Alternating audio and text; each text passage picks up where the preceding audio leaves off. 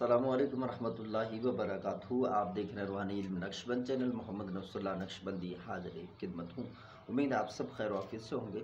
जो नए साथी हमारे चैनल पर आया हैं तो मैं उनसे गुजारिश करूँगा आप मेरे चैनल को सब्सक्राइब कर दें और बेल आइकन को बटन प्रेस कर दें। इस तरह हमारी नई आने वाली वीडियो की नोटिफिकेशन सबसे पहले आपको रिसीव होगी। वीडियो को लाइक और शेयर करना है आपने, ताकि लोग इससे ज़्यादा से ज़्यादा फ़ायदा उठा सकें।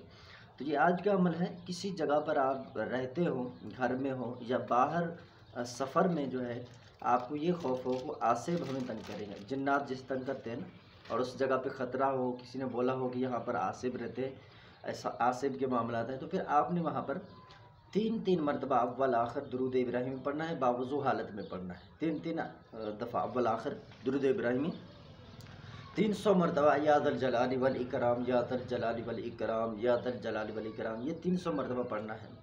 अपने ऊपर दम कर दें और किबला रू होकर सो जाएं।